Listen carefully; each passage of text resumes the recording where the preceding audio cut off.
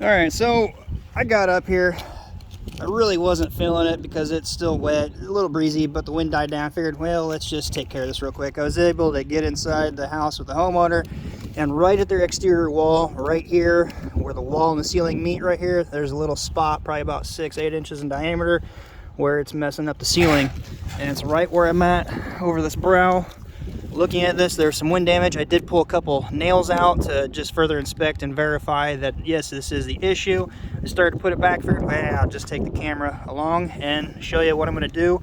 Not as a repair. Yes, because I'm under the microscope here on YouTube and people want to bash me. I'm doing this as to help this homeowner. The roof is a 3-tab, I believe 2003 put on. It's nearing its end of life. It's not shot yet, but I'm doing this because I like my good reputation. Every now and then I'll do some things to help people out. So that's what I'm doing. You guys want to watch along? I just got done with the live stream and figured I'd do this real quick. Throw it out there, short one. Again, it's not a repair. It's just a temporary patch because we're getting more of this nasty stuff over the next 3 days or so moving in here. It's going to set in. So what I think is going on, the valley has no cut corners. And I talked about that before. Let me switch camera around. Whoopsie, wrong button. There we go. Where it's an open cut valley. Well, if you look under here, these points, that right there catches water and can trickle water across and get into nail holes. Because it's a 3-tab, you don't want nails close to the center of the valley because water will get stagnant up under there. Manufacturers years back also said you need to dog ear those, cut them at an angle so if water hits it, it comes down instead of falling across top like it is right now. I've fixed leaks because of that. It's probably that way all the way up, although that's not necessarily the issue on this. It could be a contributing factor. We got nails real close to the valley. We have some shingle tabs not covering it all adequately, and then right at the top edge, so I don't drop my phone here, there's no drip edge on the gable, and water's probably running down right in here, right down into the top of the wall on the seal plate, causing the damage. So I'd grab some old step flashing I got in the truck. And what I was going to do is just shove these up under here. I'm trying to do this one-handed. I'm wanting to get a little bit of an extension out. I bent this tab down just a little bit so it gives it a drip to run off of. I'm just going to put a dab of sealer when I'm done to hold this down. Second one, bent a little rebend. It's going to lap on top so any water coming down on it will flow down onto here. Try to get this down lower. It's hard one-handed. Shove that under more at the top.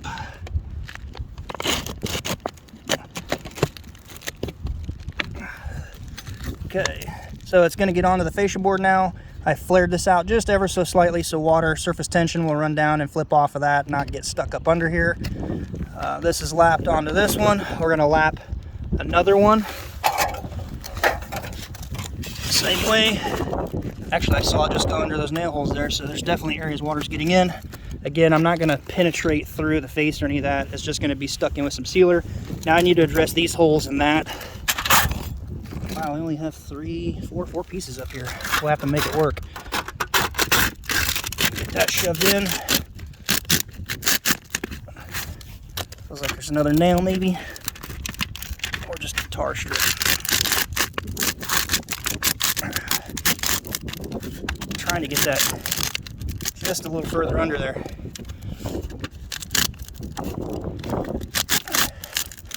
So those holes there are now covered.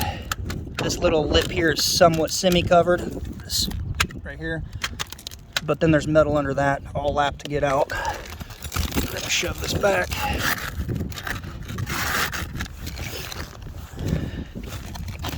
And use like a quarter's worth caulking under there.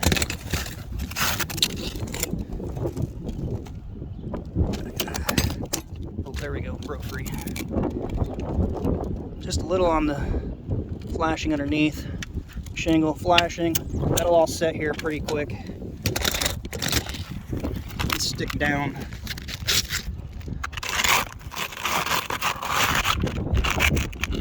Probably put one nail in that just so it doesn't blow out.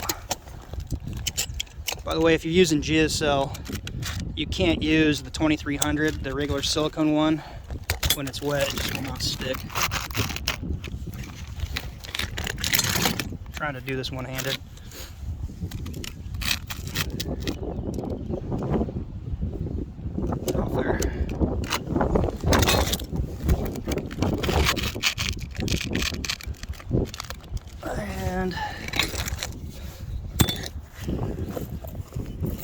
nail.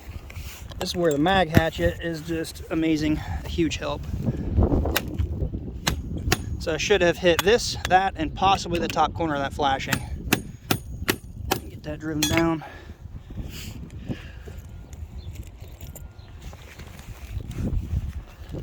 Do one more here.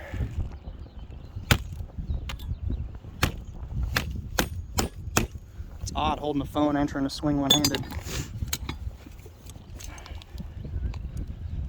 It's not pretty, but it's not a repair. More importantly, they didn't even pay for this.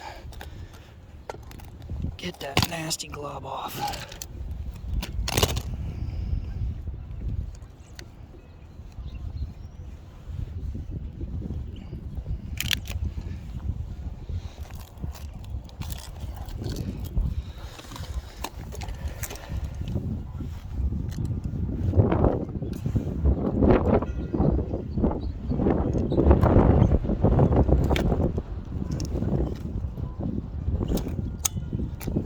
Maybe I used more than a quarter worth of caulking.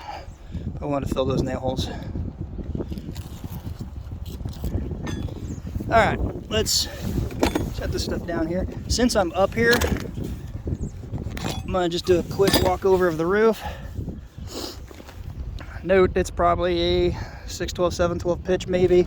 It's 3-tab, I already know the year of it. Honestly, the look of the granules for a 3-tab of this age is in pretty good shape. You've got some fiberglass showing on the edge. You got a little bit of granule loss, but not near as bad as I've seen on others.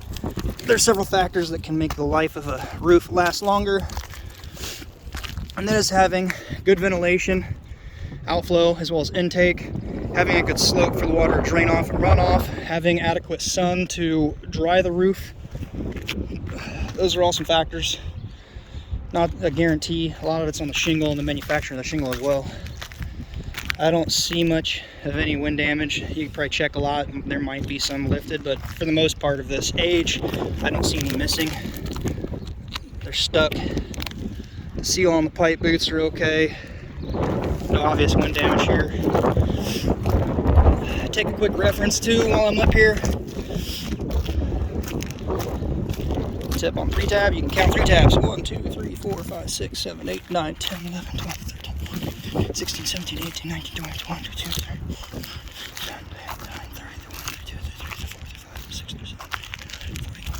42, 6 roughly. 42 foot, 6 inches, 612 pitch. Okay, one more here. I'll get a photo of this. And I can measure this from satellite. I know that as a reference. 1 layer, 2 boots, pretty simple roof. Another tip, don't ever walk down the middle of the valley. You can get close to it, but don't go walking right through the middle of the valley. You can actually do some damage and not even know it. And then you'll have some potential water gushing in. You don't even know it, you don't know what you did, and sometimes you can't even see the damage. If you liked the video, please give it a thumbs up. Appreciate you watching. Try to bring you more content like this. That's why I did this as a freebie. I know it's kind of contrary to what the other video was just about the other day, but that guy did something and then presented with a bill that actually made the issue worse. I'm pretty confident this will temporarily fix the issue. I mean, honestly, it's probably stop the issue until they redo the roof.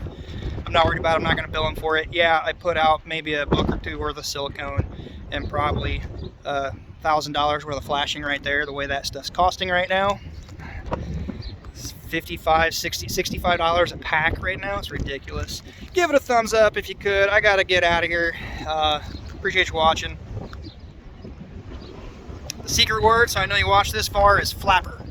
Random flapper. Consider subscribing. Until next time, be safe, and we'll see you then.